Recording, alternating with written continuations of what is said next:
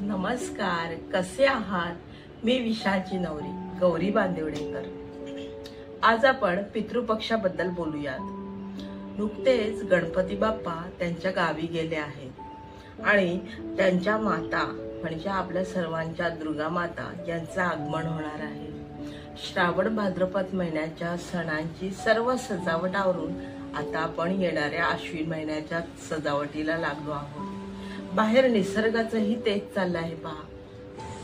तो वर्षा ऋतूला धुवून वाळवून घडी करून चांदण्यांच्या पेठाऱ्यात गुंडाळून ठेवतोय विश्रांती करायला, आणि शरद ऋतूला हळूहळू जाग करतोय आपले पुढचे उत्सव साजरे करायला.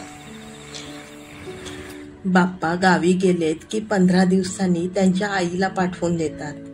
याचा आनंद काही औरच असतो ना. मधल्या 15 दिवसांच्या संधी काळात आपल्या पूर्वजांनी पितृपक्ष म्हणजे आपल्या पितरांची सेवा करण्याचा काळ सांगितला आहे. बाप्पा जाताना जसं मन हळवं करून जातात, तशी आपली माणसं आपल्यातून निघून गेल्यावर मनाला चटका देऊन जातात. आपल्या ऋषीमुनींनी मानवी मनाचा कसा अलगद ठाव घेतला आहे ना या संधी काळात. इतर ऋतू बदलताना त्यांच्या संधी काळात पितृपक्ष का येत नाही बरं? पण याच संधी काळात बाप्पाचं विसर्जन झाल्या अगदी दुसऱ्याच दिवशी पितृपक्ष का सुरू होतो? तर मला असं वाटतं, बाप्पाचं विसर्जन होणं हेच याचं एक नैसर्गिक कारण असू शकतं. या काळात पितरांच्या सद्गतीसाठी देवाकडे प्रार्थना केली जाते.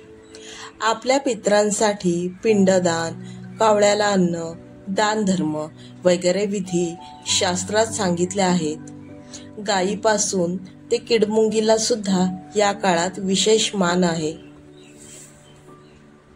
पितृपक्ष, निसर्ग आणि आपलं मन याचा तोल कसा सांभाळला आहे ना आपल्या ऋषीमुनींनी. माझं हे मत तुम्हाला कसं वाटलं मला कमेंट करून नक्की कळवा. पितृपक्ष काळात कावळ्याला विशेष मान का दिला जातो हे मी तुम्हाला नैसर्गिकरित्या समजावून सांगणार आहे माझ्या पुढच्या ब्लॉगमध्ये. तेव्हा पाहत रहा विशालची नवरी गौरी बांदेवडेकर. धन्यवाद.